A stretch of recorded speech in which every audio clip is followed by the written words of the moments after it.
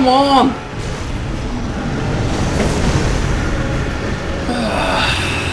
So I've just finished the last Dark Souls 3 DLC called The Ringed City, and seeing as how there won't be any more DLCs, and this is going to be the end of the Dark Souls series according to the creator of the series, I figured that this is the best time to talk about a little bit about the series as a whole, but also especially about Dark Souls 3, because out of all the Dark Souls games, well, all the Souls games as they call them, because we have Demon Souls, Dark Souls 3 is hands down my absolute favorite. It looks the best, it plays the best, although it's not perfect, and we'll get to that. And I just want to tell you first about my experience with Dark Souls 3. Now, first of all, I've played through all of the Souls games multiple times. This is one of the few games that actually motivates you to replay it, because you do get significantly better after your first playthrough, and throughout the second playthrough you find new stuff, you level up more. It is an RPG, and the combat system generally is very interesting, so you're going to feel motivated to try new things, to replay the game. And Dark Souls 3 I enjoyed so much, as a matter of fact, that I played through it 9 times. I'm currently I'm not gonna do it anymore, but I finished New Game Plus 8. And that means I've played through the game 9 times. I played the first game, and then it starts New Game Plus 1, 2, 3, 4, 5, 6, 7, 8. So it's like New Game Plus 8 finished. I could go to New Game Plus 9 if I wanted to. Everything's dead. There's literally no boss left unkilled. Well, at this point I am going to stop though, because I think I've had enough. And the DLCs actually really tortured me. They really cranked up the difficulties with these 2 DLCs. And it doesn't help that after a certain amount of New Game Plus, and I'm not certain how many there were, maybe it was New Game Plus 4 or maybe it was New Game Plus 6, but after a certain New Game Plus the game doesn't get any harder, because it's already reached the maximum level of difficulty. So yeah, I'm not gonna replay it the 9th time. I'm satisfied with what I get. I have pretty much every weapon and every item you can find. There's really nothing more to be had from this game for me. But I did enjoy it quite a lot. I enjoyed the challenge. I enjoyed the feeling of success it brings with itself when you do manage to beat its bosses and, you know, just survive the world. But as we start from the Souls games, you know, the Demon Souls was on the PlayStation 3, and that's one of the reasons why I got my PlayStation 3 back in the day. And I'm pretty satisfied with it as a console in general, but I also use, for example, the gamepad to play Dark Souls 3. Because if you want to play a Dark Souls game, you really do need a gamepad. It's just so much more comfortable. The game is designed with that in mind, and that sucks, as always. You know how I feel about games being designed primarily for consoles and then for PCs. If anything, it should be the other way around. Look, for example, at Diablo 3. That game was designed for PC from the get-go, and it works really well on PC, but then they redesigned it for consoles, and it works just as good in consoles. It's a lot of fun. I actually played Diablo 3, with the expansion with my girlfriend on my PlayStation 3. We play on the same screen. It's a lot of fun. It works really well. And yeah, you don't need a second copy of the game for that. But I digress. So my point is that this particular game is, of course, exactly the other way around, the thing that we see more often than not, and therefore I'm a little bit pissed about that. I'm very unhappy when this is happening, and it's happening sadly more and more often. So of course, if you want to play it with a PlayStation 3 controller like I do, you're going to need additional software, and you're going to have to tinker a little bit with the PC to make it work well. You're going to get the button prompts for Xbox 360 controller, and it's not a big deal because you get used to which buttons do what, so you don't really care about button prompts. You don't need that much in terms of that game. Still, out of the Dark Souls games, if we don't look at Demon Souls, because the Demon Souls was the beginning, it was a very imperfect game. It had many flaws. It was segmented. It didn't. I mean, the other games feel segmented too, but more open than Demon Souls. And Demon Souls was interesting on its own. It was a fairly good game for its time, but you know, if we look at it now, it's not that good anymore. Then came Dark Souls 1, essentially what is considered the highest, the pinnacle of the Dark Souls universe, the best game in the series. I strongly disagree. I still think the Dark Souls 3 is a much greater game in every aspect, but many people will not be happy with that statement. That's how I feel about it. I've played through all of them, like I said many times, and I've never played through any game, I think, as many times as through Dark Souls 3, 9 times playing through it. And you gotta imagine this is 160 hours we're talking about. Okay, I've played other games for longer, but I haven't replayed the game so many times. So that's gotta mean something. And there's a lot to find, there's a lot to do. You have side quests that are self-excluding, etc. So you get to replay the game and do lots of things that you didn't do in other playthroughs. And one of my playthroughs, I literally murdered every friendly NPC I could find. I was like, fuck everyone, and I started killing everyone. You can afford to do this kind of stuff when you think to yourself, yeah, I'm gonna replay it and I'm gonna do it right next time, or I'm gonna try something else. So Dark Souls 2, when it came out, I was interested in it. I played it. It was terrible. That is the worst Souls game, hands down. It is just bad in so many ways. And the main way being that, you see, the series really became, very popular and famous when Dark Souls 1 came out. You've probably seen the ads, Dark Souls 1 Prepare to Die edition, and the ads said you will die and stuff like that. So in Dark Souls 2, it was actually no longer a Japanese studio. From what I understand, it was a US studio who did this. And they probably thought, alright, killing the player, that's what got them hyped for it, and we're gonna make the game ultra hard. Everything that Dark Souls 1 was, we're gonna multiply it. And they just went out of their minds making the game, and I wouldn't even just say difficult, I'd say cheap. In Dark Souls 1, as far as I remember, you had the gargoyles, and Ornstein and Smoke were the only multi bosses. While in Dark Souls 2 there were so many. Several is not strong enough of a word, but you had a lot of double bosses, and that is something that pissed me off. That is just the double boss situation was a shock situation, okay, especially with Ornstein and Smoke, because those were strong bosses with a various moveset. The arena is big but had kind of columns and stuff, so you were a little bit blocked. It was supposed to scare you. You were close to the end of the game, and the game was like, yeah, shit your pants now. And yeah, this was the whole idea of it. Okay, you had these kings in the abyss, but although they were multi bosses, they were kind of waiting their turn every time, and I think they even shared the HP bar, so that doesn't count in my eyes. Now in Dark Souls 2, they throw multi bosses at you at every corner. They throw bosses with lots of mobs around them and stuff like that, and all of this is cheap. And you see, Dark Souls is mostly successful not because of its difficulty, in my personal opinion, but rather because of its combat system, which involves strategy. You have your shield and you have your weapon usually, and you have a stamina bar, and the stamina bar is depleted by running, by blocking, by hitting. So pretty much everything you do, your stamina is going to drop, and you will have to take care of your stamina consumption. Pay attention to that, because if you have no stamina, you can't roll out, you can't block, and you can't hit. So at that time, you're absolutely vulnerable, looking like a fool and taking hits and dying, because you die very quickly in this game. So the system worked very well. You had to block, you had to attack at the right moments. It's a game of patience, and this is how all the Souls games have been. And Dark Souls 2 was just bad. Let's just call it that way. I hated the graphics. They were terrible. Many changes were made that didn't seem like improvements at all. The bosses were mostly lame and cheap, especially, and the game was just trying to kill you all the time for the sake of killing you. In Dark Souls 1, you died many times, and there were cheap deaths and stuff. I'm not gonna lie to you. The series is full with them. You can't avoid it, really. But in Dark Souls 2, they really went for it. Like, they were like, yeah, we gotta. That's how I imagine it. They sit down. They're like, okay, we have this zone that we're creating. How many times can we guarantee the player will die there? It's like that was a currency for them, and they wanted it. So Dark Souls 2 shit, and then came Dark Souls 3, and Dark Souls 3 was excellent. It was, and is still, as a matter of fact, a game which runs really well on all the consoles and on PC. It looks awesome. It really has excellent visuals, and it just runs really well. Oh no, I enjoy it a lot. It was a lot of fun to play through, even after so many playthroughs.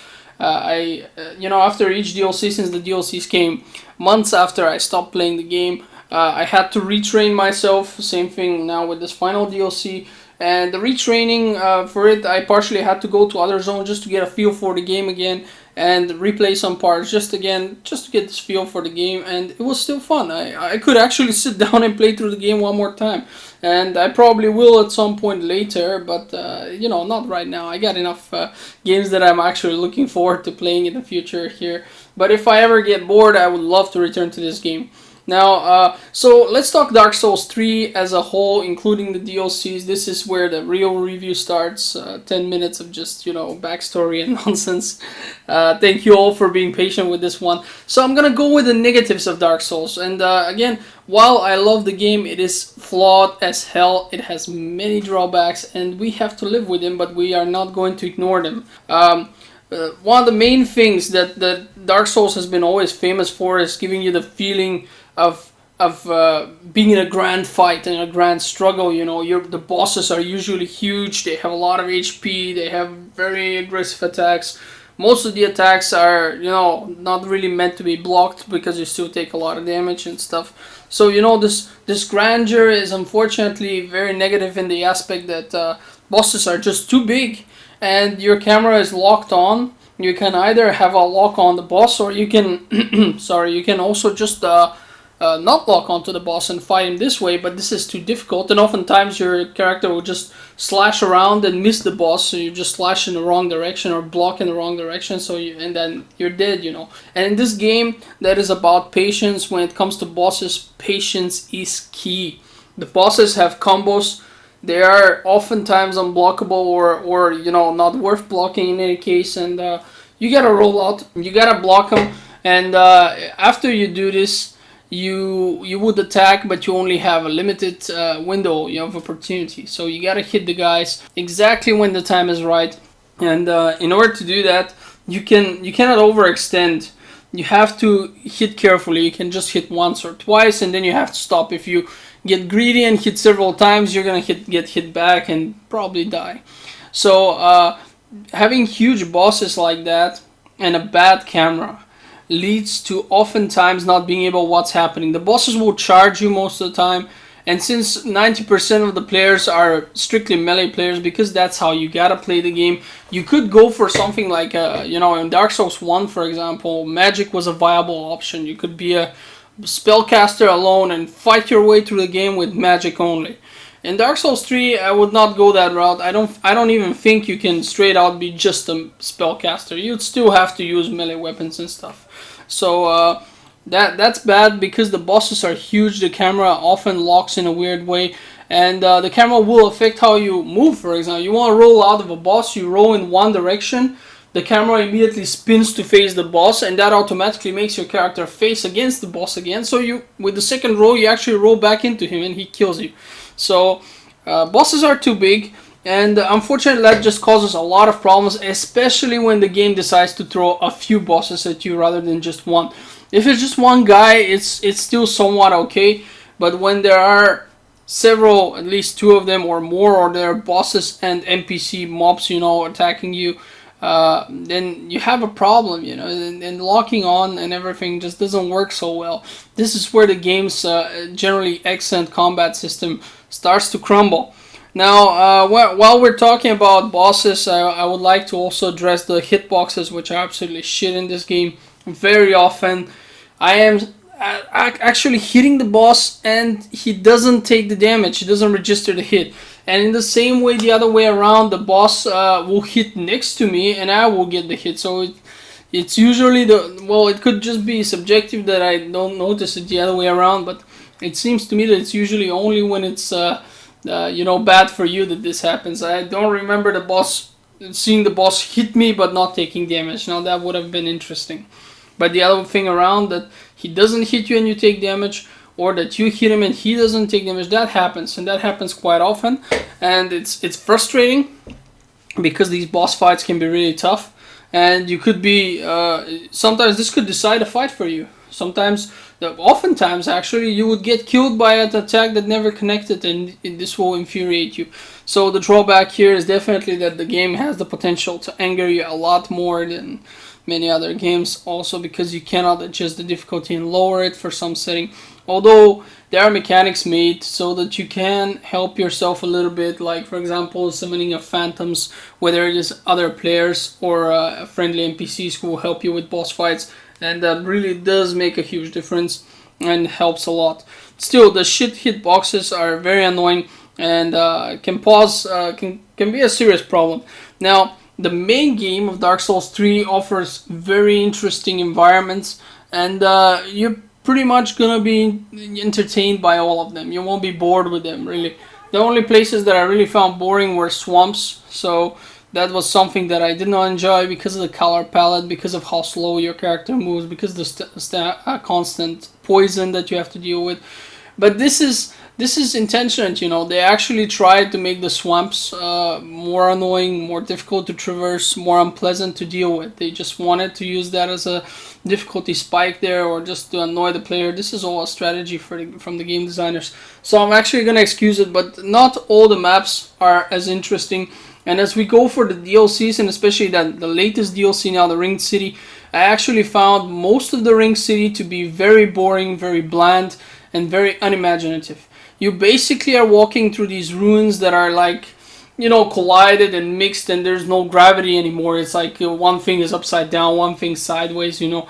But it's not done well. Like if you remember Alice Madness Returns, for example, American McGee's Alice, where you have lots of these crazy messed up places that you go through. That was much more interesting than this. This seems also color wise and everything seems really lame for me. So the new DLC environments I did not enjoy.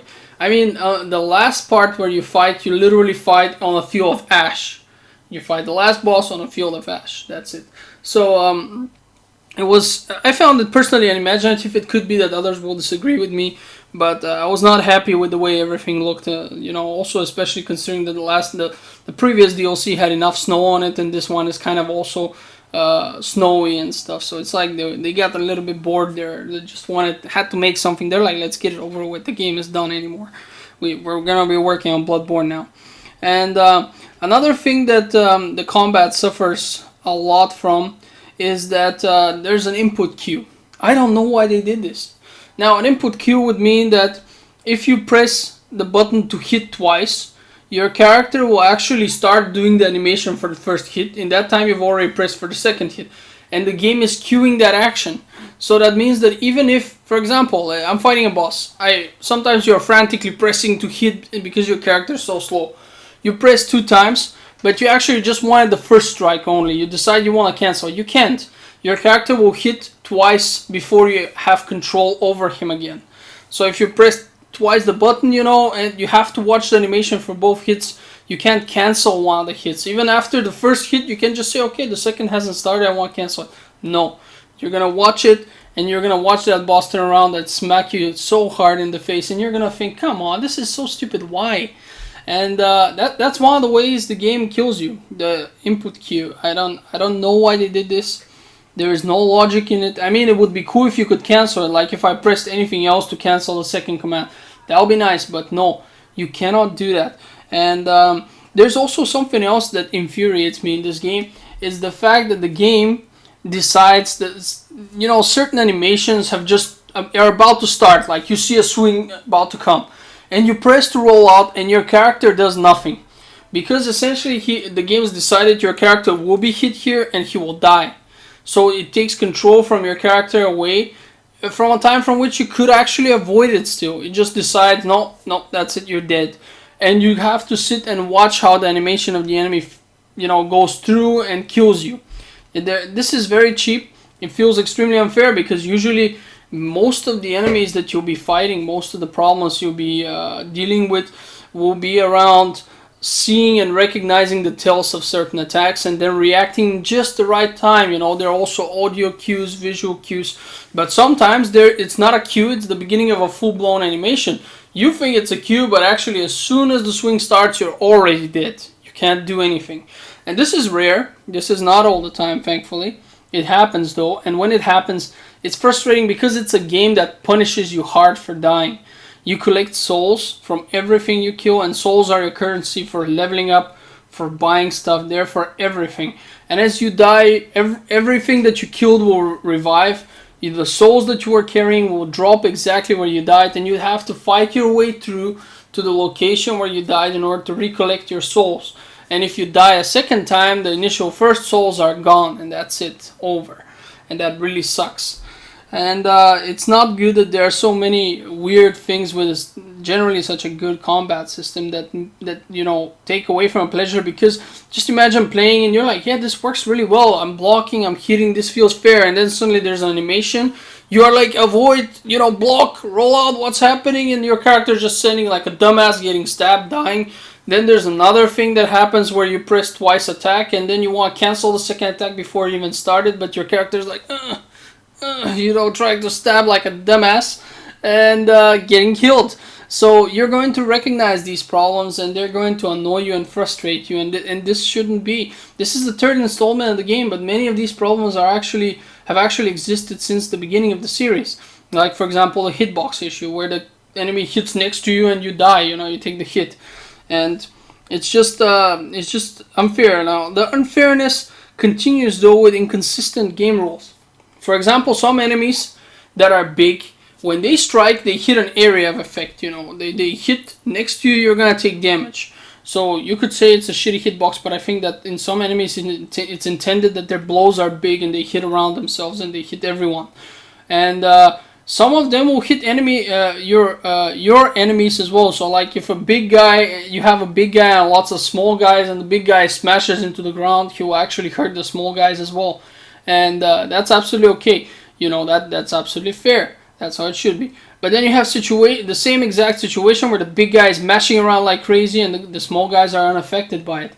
And most of the times, the enemy will be able to attack through each other. Like they can stab you. You got three enemies they cornered you. They all hit you through each other. Like the two in the back are stabbing you through the first in the front. The front guy is not taking damage. And another thing that I really hate is the fact that walls and line of sight in general has an effect on you. If you try to slash at someone, there's like a pile of something next to you or a wall, your sword will actually hit the wall and stop the attack. So you have the guy in front of you, you're right next to the wall, both of you, and your guy is swinging and he hits the wall and stops. The wall's not in front of you, it's on the side. But your weapon's big, the swing gets hit by the wall and it stops. But the mobs can hit you through walls and everything. They can hit you through doors, they ignore. So the rules don't apply for everyone. And just in the DLC, for example, in the last one here, we have, but in the previous one as well, we have several boss fights with multiple opponents. Actually, in the last one, just one, I think. But in the previous one, definitely at least two. And they basically violate all those rules. The demon boss fight in the last DLC, you actually fight two demons. They're huge. So while you fight one, you can't see anything else but his feet and his ass, if you're behind him. And there's another one behind you can't even see him. And he's mashing you up. They go on raging, hitting the ground like idiots, and they don't hit each other. They only bash you. So there's nothing you can do. You can't even use one as a block for the other one, because the other one hits you through his brother, So this is absolutely unfair. The rules should be consistent in a game, and they should apply for the opponents and the friendlies equally. And this is the case only a few times in the game. Usually it's the other way around. They don't apply for the enemy. Another thing that I dislike about this game is luck. You see, luck is very important, and I don't mean the luck stat. I mean real, genuine luck. And the reason for that being that you will have an opponent who has some kind of super strong one-hit kill attack, and sometimes the bosses will not use it during the whole fight. Maybe they will use it once or so, and sometimes they will keep spamming it at you, and you're like, oh shit, it's coming, avoid. You get this adrenaline flow, you get scared from it, and then you avoid it, and you're like, oh yes, I avoided it, shouldn't be using it anytime soon, and then you see him charge it up straight out like 30 seconds later or even less. So it's extremely frustrating, and unfortunately this will keep happening very often. And as you play on higher difficulties, as you replay the game more than a certain amount of times, bosses will tend to do their strong attacks much more than their weak attacks. I have observed this, and this is annoying. This is annoying because the boss is generally not designed to work that way. Okay, he's supposed to change the attacks, give you a breather, give you a chance to attack and stuff. But then you have bosses who have like a 12 hit combo, which is unblockable. You gotta avoid it, because you'll die even if you block. If you start blocking it, the damage from blocking it will kill you. So you gotta roll out like an idiot. You manage to survive it, and then there's the opening after the 12 hit combo for you to hit. But you've been rolling around, and now you don't have stamina. You cannot attack. You can just stand and wait. And as your stamina is recovering, you finally get a bit closer. The guy starts again with a huge combo. That was, for example, with Sister Friede. So definitely the DLC bosses were done badly, in my opinion. They were not fun for me at all, and they were more frustrating than anything else, and more cheap and unfair. So I was definitely not happy about that. Now, the other thing that I don't like is that in some places you have infinite enemy spawns, and that's just so un-Dark Souls. For example, in the last DLC, you have several places that if you stay, you can fight all day. The enemies will keep respawning. And some people might say, oh, it's good for farming souls. No, it's not good for farming souls. They don't give a lot of souls, and it's not worth it. It's too dangerous. There are places where you can farm souls, and you don't need, for farming infinitely respawning enemies, you can just reset the game on a bonfire every time. So infinitely spawning mobs is bullshit, and it should not exist in any game, because it just, you test it, you realize infinitely spawning, you're annoyed. Wherever there's an area with infinite spawning mobs, that means for the player, do not fight, run past them. And you do not want to dictate in a fighting game to the player that he should actively avoid fighting. It's generally not a good idea to do that, because fighting is the core mechanic of the game.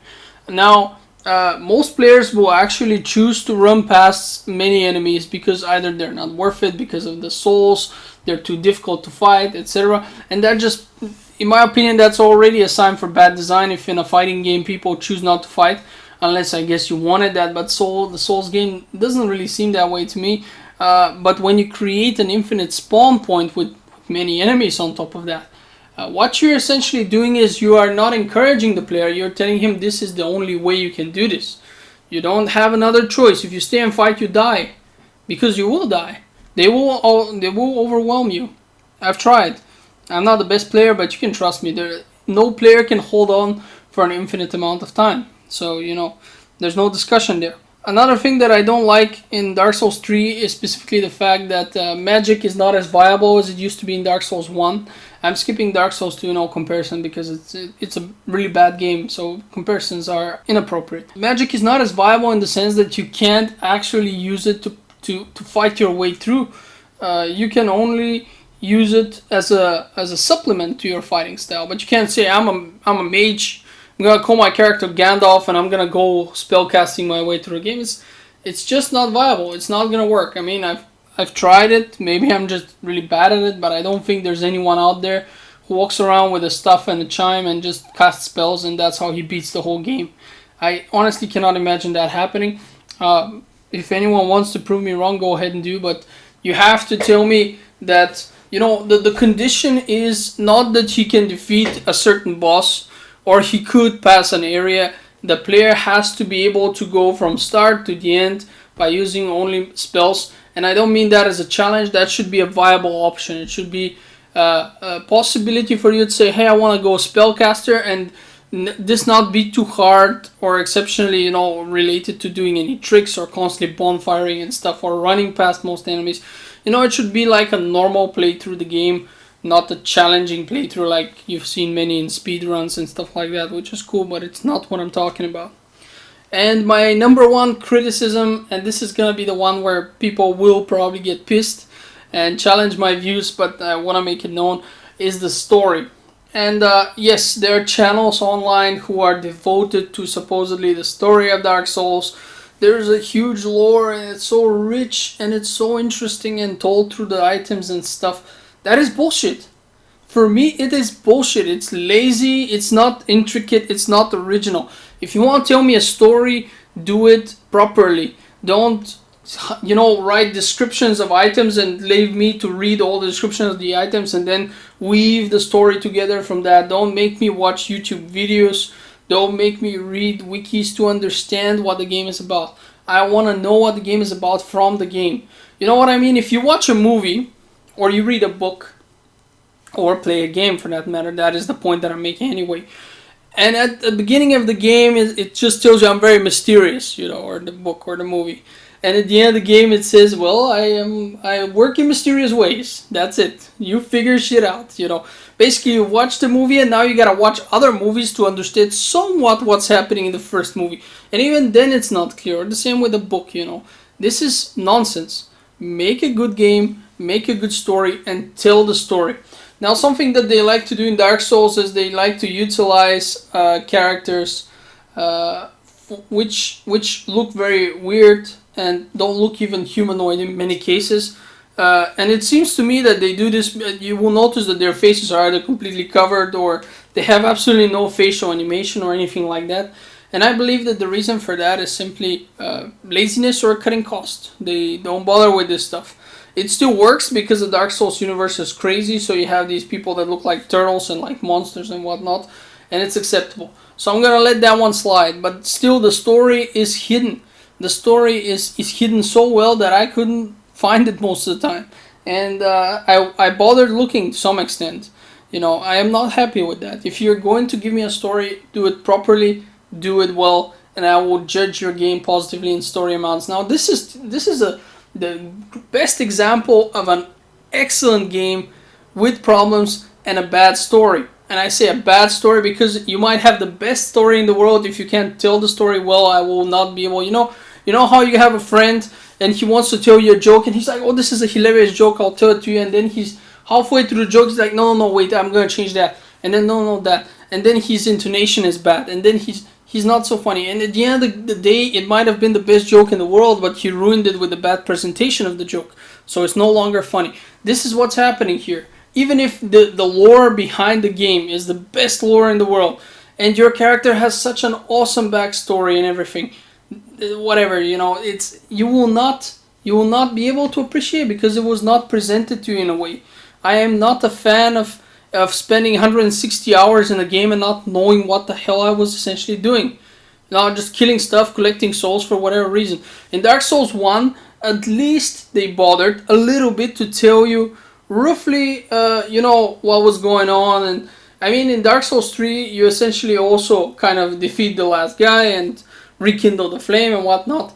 But it doesn't feel like the story is told properly. It doesn't feel like I know enough. You know, I like that there are several endings. That's great. I personally like the ending with Yuria the most, where I get to marry Andrea Fastora and stuff. I think that's the best ending for me. It's the most interesting. But you have several endings, and they're pretty badass, although they're confusing as hell too, partially. But again, story could have been done better. I'm gonna end it here with the story because I don't want to go too deep into it. I could talk all day about stories. I like stories. Number one most important thing for me in games. But it's still, let's talk about the good sides of the game because I've been ranting for half an hour now about negative sides. So I did mention I've replayed the game many times, so replayability is definitely a huge plus. You can replay the game, you should replay the game, and you will find new things. Now, another thing that I really value, this is an RPG, and they give you a huge inventory. So you can pick up pretty much all the crap you find, and it's gonna take forever for you to reach a moment where you can no longer hold stuff, which has happened to me after 9 playthroughs. So don't worry about it. That's great. You have many RPG elements. You have stats. You have weapons. You have other items. You talk to people. That's pretty cool. It is an RPG. It's not that deep, but it is deep enough for it to be a viable and good RPG. So I approve of that.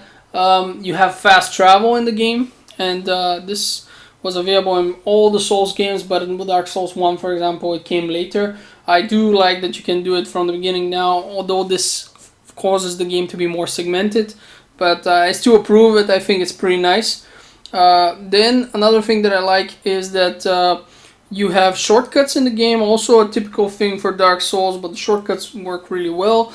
They give you a sense of progression, and they give you a breather that is not necessarily a bonfire. Shortcut can be very useful and a nice thing to utilize. The thing that I like also is the character called Patches. He appears in all the Souls games, even in Demon Souls, I think he was there. And he's basically an asshole who's going to do the same cheap trick in every game, and you know it's coming, but you are so amused by it, you actually want to see it happen, so you go ahead and do. And in Dark Souls 3, he appears actually several times. Now in the last DLC, they even tell his something of a origin story. I'm not really sure because again, the game's convoluted. It doesn't tell you are you now in the future, are you in the past, what's happening in terms of compared to earlier in the main Dark Souls 3 game, because you teleport around and stuff. It's all confusing. All right, so another thing that I like and many people actually do is the ragdoll mechanics. Everything that dies you can straight up walk through and it's gonna jiggle around and flop around and drag with your feet, and that's kind of fun to see. So that entertains me a lot. A thing that I love about the game is the hidden content. You have to do certain things and they give you access to hidden zones, hidden bosses, and in this game we have at least two of them. You have the Untended Graves and then you have Archdragon Peak, and both require different ways of doing it. Both are awesome, and I really like them. You know, this is really awesome. Some people were commenting the creators for hiding huge content of the game which might never be found. Well, of course it'll be found. It's not even that complicated. It's not even that well hidden. They knew it would be found, and if it wasn't, hypothetically, they would just leak it quietly and, you know, make it known. But I still think that there is a certain mystery to it. I like the fact that it's not obligatory to finish the game, but you can do it. And I like the fact that in the main game, for example, some of the strongest bosses, definitely the most difficult boss, the Nameless King, is in Archdragon Peak. And then you have the Udex champion, or Champion Gundir, I think was his name there, who's basically a recreation of the first boss. Because one of the hidden zones, it's basically the starting zone from the game, made more grim, more dark, and there is a super powered version of the boss, and everything including your save zone is in there, so it's very interesting. It's like you're in a different dimension, which I guess you are. And in this dimension everything's stronger, willing to kick your ass much harder. It offers a great challenge, but it is very interesting at the same time, and it brings rewards. So it also is contributing to one of the separate endings of the game. So definitely they utilize secrets very, very well in terms of this kind of content. Not about the story. The story, don't hide the story from me. Now, bosses are mostly well done. In the main game, you fight mostly single fights. Actually, I'm having a hard time figuring out if you have any fights in the main game that are multiple bosses. Man, I'm so confused at this point. But I like the fact that, you know, the fights are very interesting. That's where the game really shines, and it's all done fairly there. You know, most of the boss in the main game, the bosses are not cheap. They don't do anything, with some minor exceptions. Well, when you said double fights, you do have some transformations like the Nameless King. But yeah, the bosses are very interesting. They're very motivating, and fighting them is a lot of fun. I definitely approve of that. Now, you have many enemy types, many different enemy types, usually divided by whichever zone you're at, and that makes it interesting. DLCs add new enemies, although most of them feel like reskinned old ones, but still great. 90% of the maps are actually very interesting and visually appealing, so that's something that I definitely approve of. You know, you don't get bored in this game if you want to look around and see interesting stuff. You're gonna find interesting stuff all the time. You have side missions. And the side missions are very curious and fun, but they have a glaring problem, and that's that they're not quite clear. And oftentimes you're not going to be able to do a side mission because you just can't find the NPC anymore. You see, they move. You'll find them in A and B, and some are made easier to find with intention because they're very important. And then there are other ones who you have to basically find secrets for, or just, you know, it's not so obvious. And again, I have a feeling like it's made more to cut costs, because in some cases, for example, there's one guy who's in a well. He fell in a well, and you will not be able to know he's in a well in any way because you just hear his voice. You just talk to a well and his voice comes out of it. You don't see anything visually changing. If you just go next to the well, you get a button prompt to talk, and it's just a decorational item. You know, you might miss it 5 times, which is what happened to me, and I managed to find him after, I think, New Game plus 5 or so. It's just You know, they don't do that very well. They need to work on that. I don't need an indicator, but I need information about it. At least let him tell me, hey, I'm gonna, you know, before this happens, because it turns out he found well later or something. He could say, hey, or he could scream. Like if I am on the map, I could hear him scream. Somebody scream, help! I'm in the well. Help! I'm in the well. You know what I mean? Just let me know that he's in a fucking well. The thing also that I enjoy is that the characters generally are interesting. They have very good voice acting. They're all crazy in their own ways, but that can be funny. And generally, this world that is kind of negative and stuff is going to make you paranoid. And even the ones who are helping you, you are always going to suspect there might not be some friendly. In the last DLC, for example, now you meet this knight who's gone hollow, and he constantly tells you how he's how he wants to be your friend, how he trusts you, how stuff. And then you think, man, this guy is nice, I better not trust him that much. And in the end of the game, you're kind of right to not trust him. It's a matter of interpretation, but still, they're very interesting. They're very, albeit predictable, they're still interesting. The first thing that I like also about the main game is that it feels non-linear. Some people will not agree with me, but let me just give you this example. If you wish, at one point of the game, you could actually skip several zones, but you gotta talk to a certain NPC, and she's gonna give you something later on, and that's how it's gonna summon the Dancer of the Boreal Valley, a difficult boss, which then opens the path to the cathedral and stuff like that into the city. Now, if you want to, though, you could attack her and kill her, and as you kill her, she would trigger the boss fight again much earlier on. So this is something you can do to challenge yourself at the beginning of the game if you are in a new game plus, for example, because you should not do this if you have just started the game, because the boss we're talking about is really difficult and you will be outgunned in every way. But this non-linear option is there, and I appreciate it. I think it's fun, and it was very interesting. I must admit I didn't find this out on my own. I just randomly saw it on the internet and thought I gotta try it. But yeah, there's non-linear gameplay involved here as well, and combined with all the shortcuts, side quests and stuff. All in all, this game offers a lot of content. It is not expensive when you consider how much is being offered to you, and the gameplay is so good that I am actually willing to accept it with all of its many flaws and the terrible story, and still call this a very good game. I think everyone should give Dark Souls 3 a chance. It's definitely worth your attention. But I know that not everyone's gonna like it. Some people don't have fun, and I know from experience that sometimes I got super frustrated as well. Yeah, so that was my critical review of Dark Souls 3, the whole game with the DLCs. I like them. I like the DLCs less because they're just a bit too cheap and stuff. They made everything intentionally too difficult, which is more reminding me of Dark Souls 2 than Dark Souls 3. But the main game, Dark Souls, definitely worth your money. The DLCs... if you ask me, you can skip them, really. You don't have to spend the money there if you don't feel like. But you should definitely give Dark Souls 3 a chance. Thanks for watching. Thanks for bearing with this long rant again. And I hope you take a look at the other videos. See you around, guys.